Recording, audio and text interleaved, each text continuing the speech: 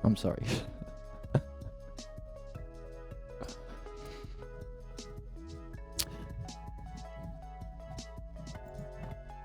All right, bring in our players. 1 cup of coffee.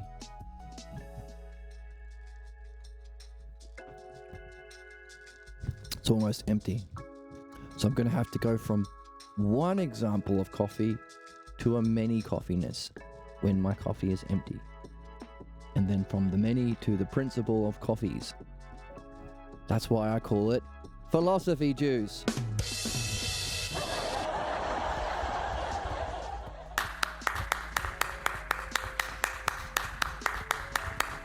All right.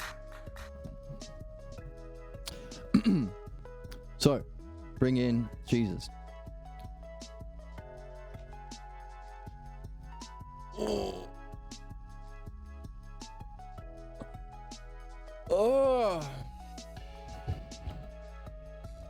Jesus is here. Socrates, what ideas do you... Oh, play this.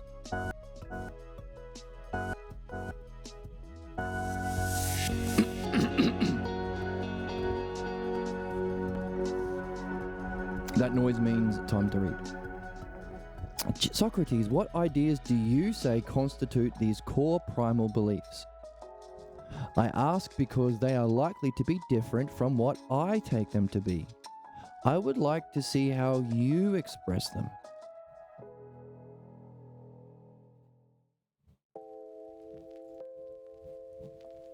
Socrates.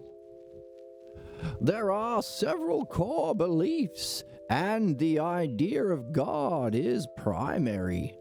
It is linked to the idea of justice.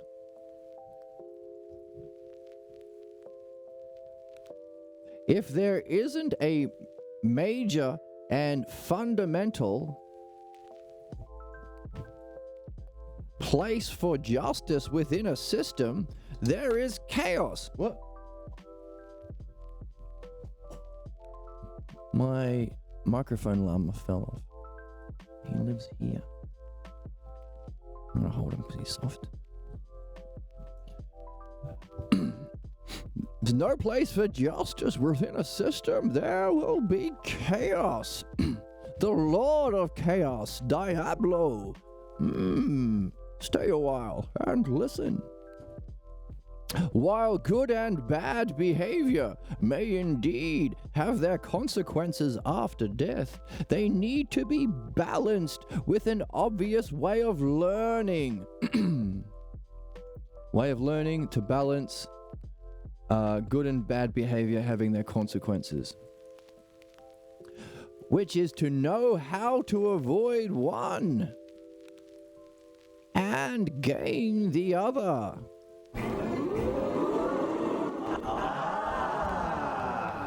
Where? Well, mankind is born to learn.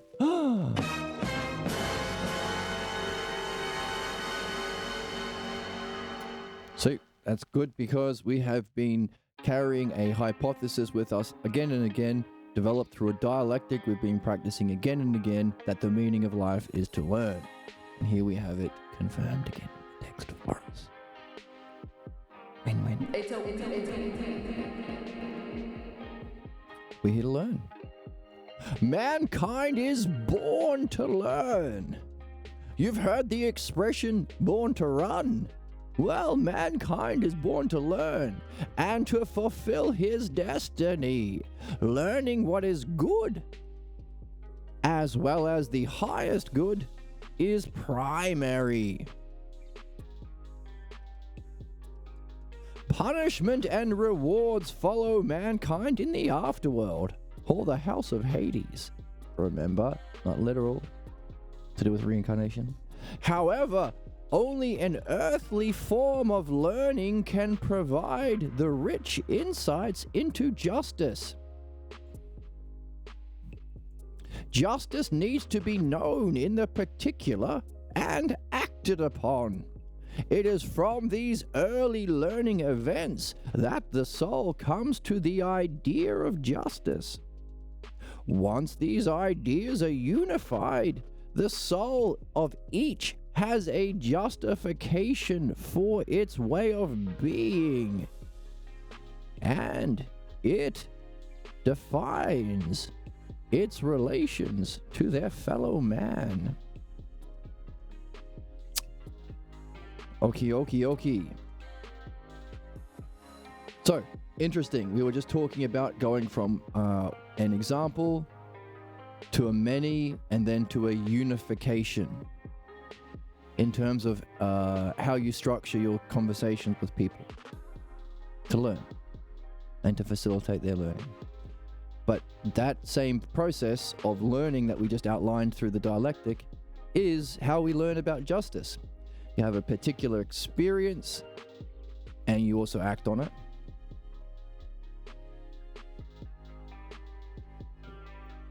Okay. A particular and acted upon. But then we gain from early learnings ideas. And those ideas are unified.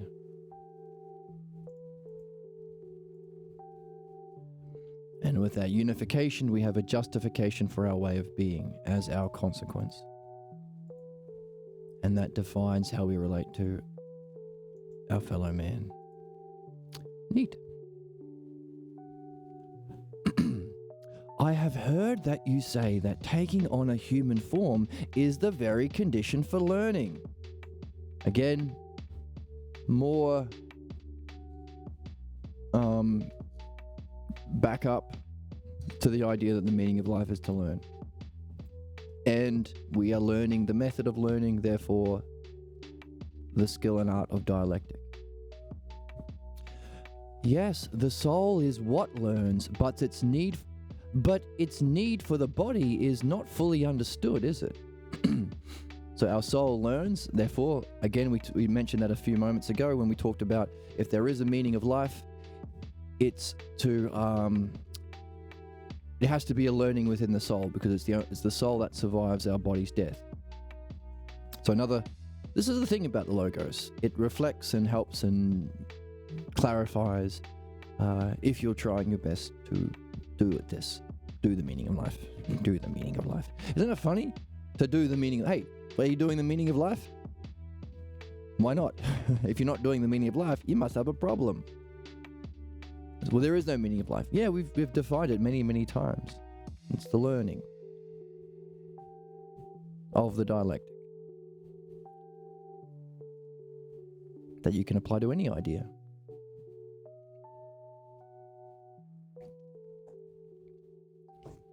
The only thing you can take with you. And also the only thing that really benefits. Or ultimately benefits.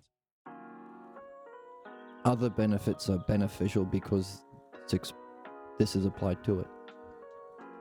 But the need for the body, we want to get next. We have talked about each stage of learning has its feeling state in the body. Are we going to add to this idea? Here we go.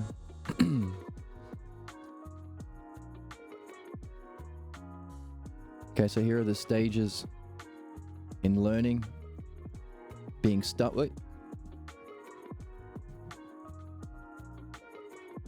Being stung. Hey. Being stung or philosophical ignorance. Reading the book, which we do here. Collecting the right opinions. Organizing them through understanding. Through the dialectic. Through our diagrams on the board. Through the dialogues that we have with our friends over coffee. Cheers.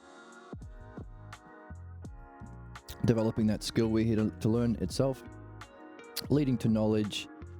And the application of understanding to even that is the developing of true excellence to encounter the state of the good.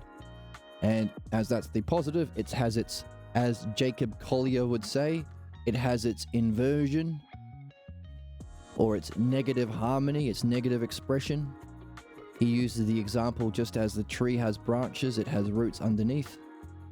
So as there are the harmonic series or harmonic overtones in music, you can imagine, it's not real. There isn't the negative overtone series, or there isn't an undertone series in music, but you can imagine it and use it as a tool to create melodies and things. Just as the pathologos doesn't exist, but mankind can imagine it in belief. So the pathologos is the negative harmony of the overtone series. These are musical terms, and if you want to hear about them or hear a wacky kid talk about them, you can look up Jacob Collier on YouTube. So yeah, his thing is, so he's kind of on the verge of discovering the logos of music, you could say. But it's expressed. So in the circle of fifths, where you make that dividing line, and you have positive harmony and negative harmony, blah blah blah blah blah. So too, as the tree has its branches, it has its roots, we can have those same stages of learning in the negative direction, become curious about your pathologos, surface the false opinions as you learn things, write down the negative self-talk, feelings, all of the thoughts of you being a bad noodle and small bean that we say to that. It's sad, and it's sad. Say we're sad for you. But not too sad forever, because you can apply that same skill of understanding to become free of your false beliefs of reality and knowledge and the false, imitation of the knower, and end up purified from the false image of self. So, but also what we're really looking for is how those stages of learning are accompanied by a feeling state within the body, which is also on the board somewhere.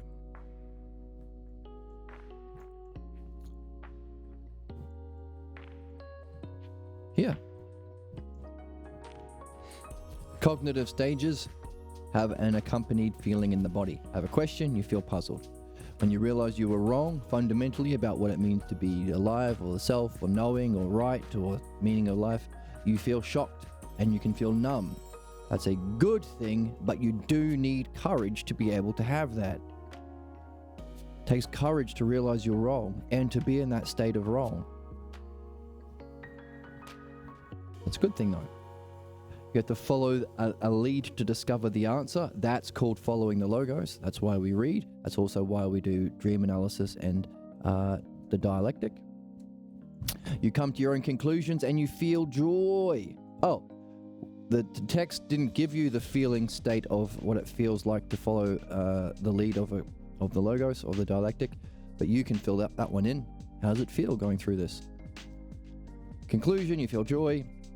Drop away the pretense of knowing in an open state, and you can go through the process again. So these are all feelings that you have in the body, accompanied which accompany each of the cognitive stages in the learning process. So earlier in the text, we use this to say, therefore, you can only learn in a body. Therefore, you're best suited to learn in a body. Therefore, it has to be the purpose. Just as a pruning knife is best suited for chopping prunes, we can say, oh, that's its purpose. If we're best suited for learning, and we're only suited for learning in a body, then it's our purpose. Along with all the other reasons why learning is what we're here for. come to the conclusion, we're here to master the art of dialectic, baby. So that's what we've got in the past, but let's keep reading. Why is there a need for the body to learn if it's the soul that learns, says Jesus. What is man? A union of the body and the soul makes possible learning, because in learning, the form of the thing learned becomes transparently one's own. What the fuck does that mean? Pour much. It's a total shit show. I reckon. Okay. What is man? A union of body and soul. Okay, what is... You need a union of body and soul that makes possible learning, because in learning, the form of the thing learned becomes transparently one's own. I have no idea what that means. All learning, be it music... Hey, music. All learning, be it music, mathematics, or language, once truly learned, can bring the soul to act without recalling what was learned. Ooh. Wow.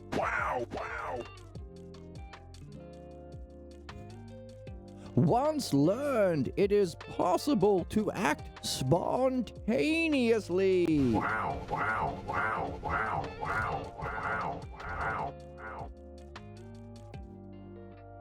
Without recalling what was learned. Once learned, yes.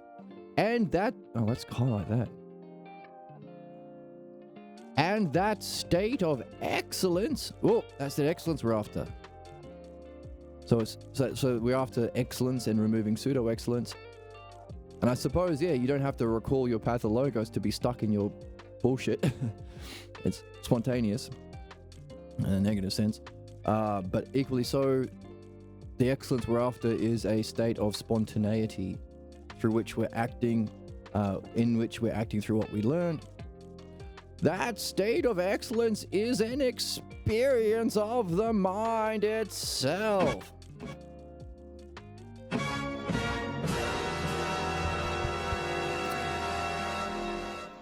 It is an openness, a wonderful freedom to act without thinking. Oh. Yet that state of freedom makes possible acts that are, totally appropriate to one's circumstance. Wow.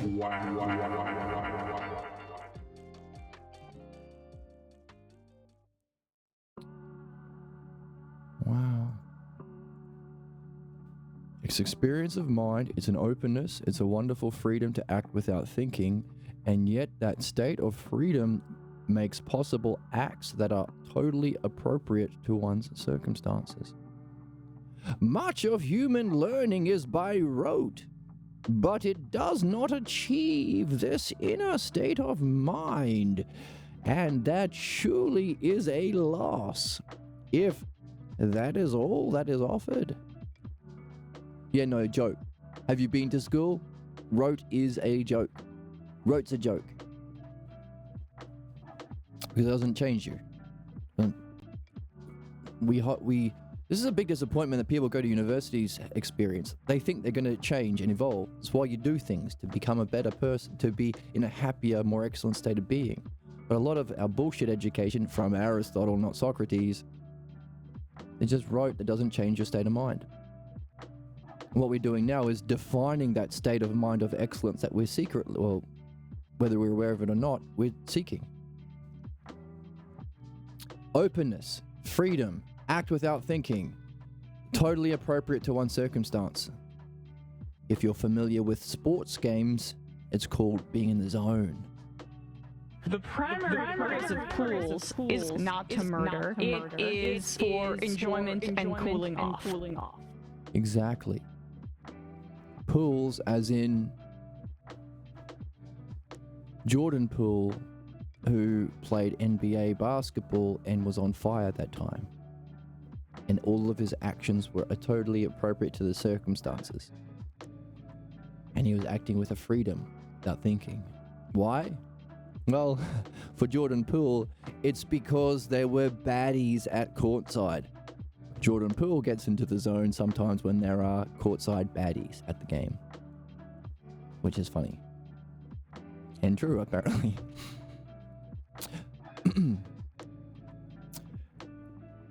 Much of human learning does not achieve this inner state of mind, and that's a loss. If it is, it is. Good afternoon, Alex. Speaking of baddies, I don't know if you're a baddie or not. If this union of body and soul into what is complete being, it is this union of body and soul into what is a complete being that makes the human being. It is no different from the informing principle which brings to a unity the different parts and organs of the body into a single being. Alright, so there's a kind of learning we can go through that isn't rote and isn't garbage, isn't... I'm too pure. I've been a bad little girl. Please end kink shaming on your show. Okay. I will end kink shaming you, Alex. Talking about a bunch of slop. So learning that's not a bunch of slop because it doesn't change your state of being. But what it does is it puts you into this free state to act without thinking and totally appropriate to your circumstance with complete freedom. That is a kind of unity of body and soul because your soul is unified with your body because you're physically acting. And to understand that, you can recognize that there is an informing principle that brings into unity the different parts and organs of the body into a single being. There is some principle, some intelligent, understandable principle that creates the ordering of your body's organs and things into a single being. Something's doing it. Something's keeping your ears in the right spot and keeping your spleen from falling out all over the place. The turning about to discover what learning is, as we've been doing. What's learning? Dialectic, remember? That's what we've been doing, learning about learning. The turning about to discover what learning is and its furthermost reach raises that union into a spiritual union that marks the pursuit of philosophy. What have we been doing today? We've been learning about learning. What is learning? Removing the false, understanding that you can do two things, look at and look for.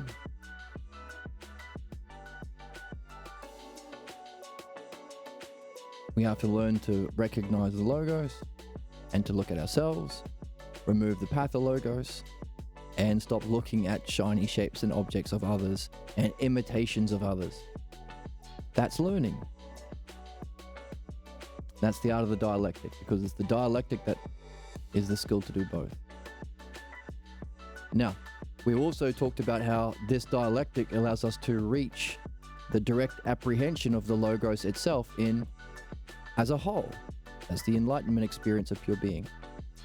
We also talked about, hey, for there to be something that looks at things and looks for things in a way that can perceive the logos, we can see actually what we're learning about goes beyond the brilliant light of being to its cause, or the agent that experiences your pure, free, automatic self-attention that has the capacity to look at things and to perceive things. In other words, that's the highest reach of learning, self. So what we have been doing, says Socrates, is if you discover what learning is and its furthermost reach, we are raising that union of body and soul into a spiritual union. And that marks the pursuit of philosophy. So in this kind of reflection about what learning is, how it's applied in its two sense, removal of pseudo-excellence and development of excellence, what the reach of that excellence is, and its ultimate agent or cause, that is a unifying of your soul and body into a spiritual union. That's the pursuit of philosophy. And remember the quote from the book, many are the people who carry, many are the staff bearers, people who claim to be spiritual or claim to be mystic, but few are the actual mystics, those are philosophers. Let's find it in the book. So not only is this the learning, by learning about learning and the reach of learning, not only are you following the model of learning, the meaning of life, but it's also a spiritual pursuit. So the meaning of life is at the same time learning and a spiritual yoga. Yoga just means method. So it's the paradigm of spirituality and learning. The paradigm of society and its educational system and laws, and a paradigm of spirituality. The single thing. Also in the chat, Mr. Awakening, you may like tarot. I don't know. It's meant to mirror energy and used as a tool for reflection. I am curious. I am curious about that. Perhaps you can do a reading on me one day.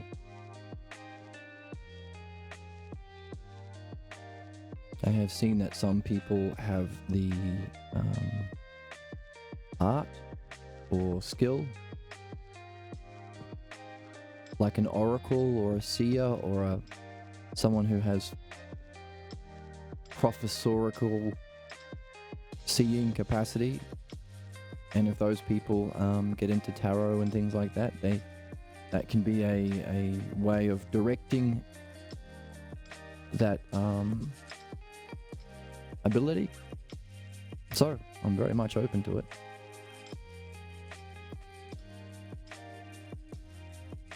Oh yeah, as you said, it reflects that professorial or oracle-like capacity. And that's how Diotima was described.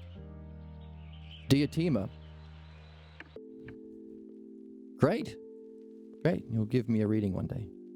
So Socrates, one of Socrates' teachers, Diotima, a lady. Disgusting. I'm so disgusted. I didn't mean it like that. A lady who taught Socrates about the logos through love and logos, had the capacity to see into the future and was able to use that seeing along with her other abilities to stop a plague from hitting Athens. She was able to put it off for 10 years. So she was a prophet, or prophet, it's the wrong word, has that seeing ability. So, I don't know if it's something more common in women than men. It does seem to manifest that way, but I don't know. Diotima is an example, anyway. So, learning about what learning is and its furthest reach raises that union of body and soul into a spiritual union, and that marks the pursuit of philosophy. Interesting. So, Jesus... Oh, I'm glad that you're excited to see the music. Oh, you believe in me. Thank you. It's very nice. Jesus, you said that you met with a group of sages. I'm going to pass out from fangirling. Well, that's very supportive. Thank you so much. Well, I hope I sound decent when I play music. I hope I meet your standards.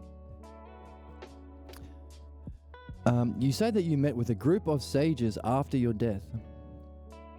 Oh, you love when people express themselves and their dreams. That's nice.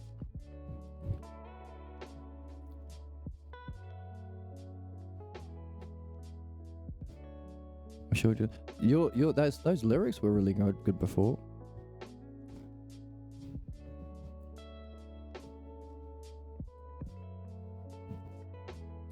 That could be fun.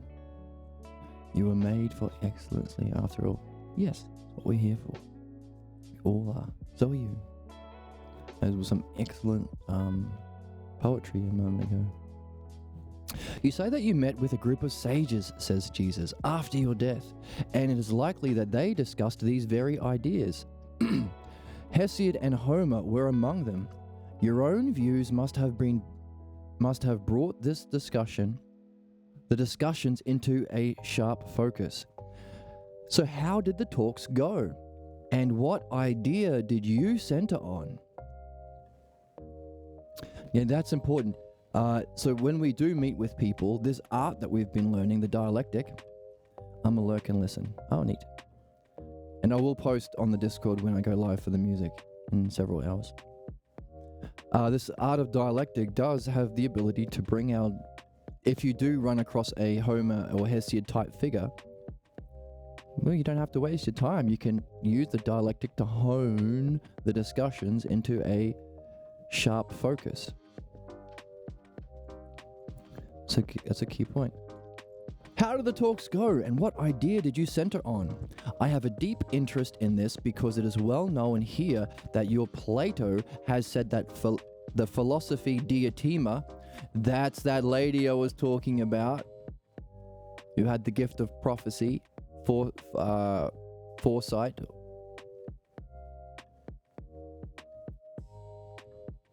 We're talking about a second ago.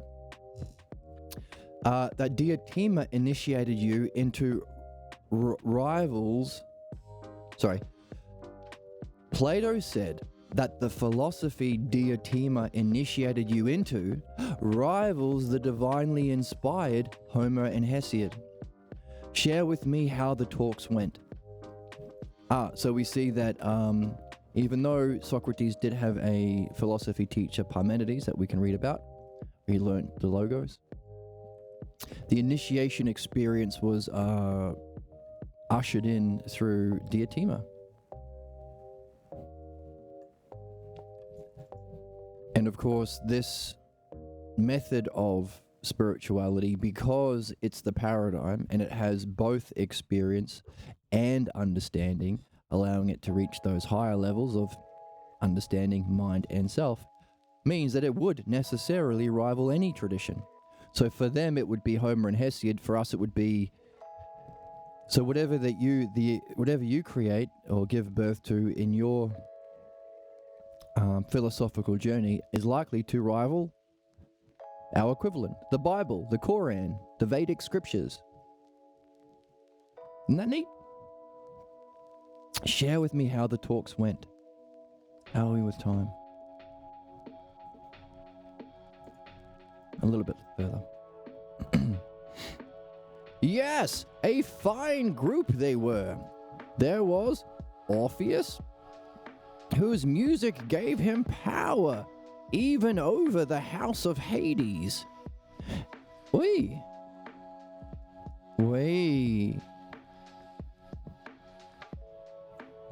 that's interesting. Talking about music a lot today in chat and in the book. And friend in chat was saying, are you going to use music to share the logos? If we did, what would that do? If we used music to communicate everything we've been learning together here about the dialectic and the logos, it would give us power to resolve our false images of self or our shadows of excellence and goodness and justice that is the cause of our injustice, vice, and suffering. Where do the shadows play out their existence? Not in reality. in the physical world. Human beings in their zombie-like existence until they wake up to the purpose of their life to learn the dialectic, live a zombie-like existence stuck in their pathologos beliefs and the shadow of excellence and the shadow of the self. So, while the house of Hades is represented as the place where false shadows play out their problems and flutter away over time, well, haven't we been talking about how philosophers, by participating in the logos, are more likely to trigger the projections and the hate and the animosity of human beings in that zombie-like state of their pathologos. In other words, like in the movie Inception, when the dream characters realize that you're a real person, they get hostile towards you. So this is a difficulty that philosophers challenge. In sharing the most meaningful and beneficial thing, the literal meaning of life we're all here to learn, that which provides benefit for all beings, the logos, we will necessarily trigger problems because problems are triggered by excellence. The more excellent we are, the more we trigger those who are stuck in pseudo-excellence or vice. The more logos, the more pathologos is triggered. That applies for us as an individual. The greater we get into this work, the higher we set our goals, like we're talking about with music, the more likely your pathologos will come up and try and crap on you and say things like, Making ice cream is a good and great freaks. sorry, They're completely lying to you. They're completely lying. that will completely lie about you and say that you are Whore. oh. So it's important to be able to share the logos with as many people as possible, to benefit as many people as possible, while also benefiting ultimately yourself in practicing that art and way of functioning that we talked about can bring us together into that state of freedom of mind with openness and totally act totally appropriate through our circumstances through the dialectic. But also we need to protect ourselves from the counterattacks and the ire of the most cruel and unjust and belief-ridden shadows in the house of Hades. So if Orpheus was able to have power even with the people in the house of Hades, the pathologos, the shadows that will fight back against people who understand, who are the best people who understand and benefit, then that's important. For me as well.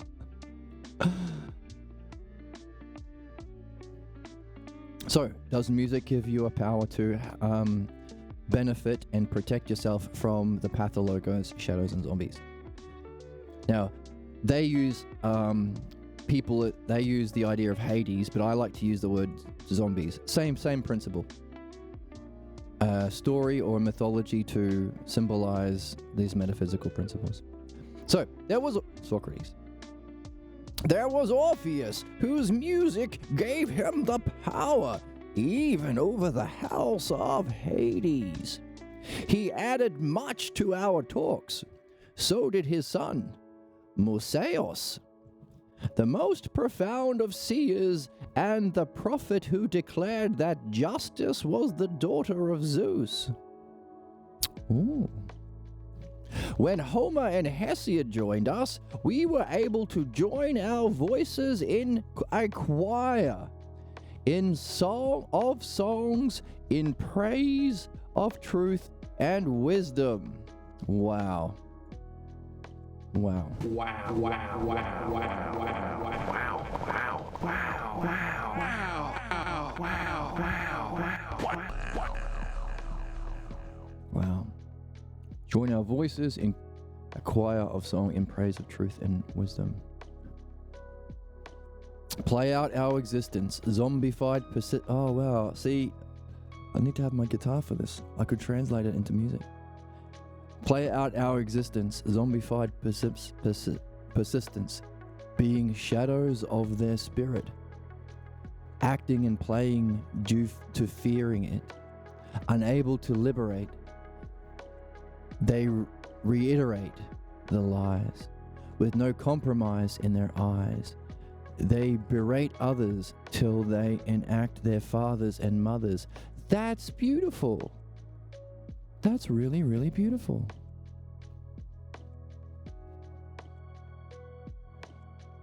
Wow. That's amazing. I'll read it again. Play out our existence, zombified persistence, being shadows of the spirit, acting and playing due to fearing it. Unable to liberate, they reiterate the lies with no compromise in their eyes.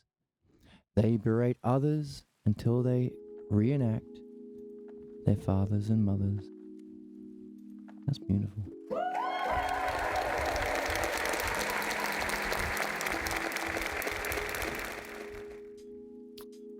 Very nice. And Jesus says, do share with me the divinely inspired reflections your group engaged in. You did more than just copy what I said. You made it your own. Although, the fact that it was, in fact, that was, I suppose, a song in praise of truth and wisdom, because while it was words from you, it applies to everyone. It has a universal significance to all people, at all times, in all countries, and maybe even all planets and universes. If there is such a thing as truth with a capital T, and the ability to know and function through it with wisdom, would that be an example of it? Would that be an example of a choir or song in praise of truth and wisdom? And then Jesus wants to say, well, what were the reflections in your group? Well, how about we end today with that reflection from our group? Beautiful place to end. Next time we'll hear about what Socrates talked about with Orpheus and his son Mustachios. And let's see if their conversation rivaled the conversation that we had today in our chat. And if you want to join the conversation, you can follow along on Twitch or YouTube and join us in the chat.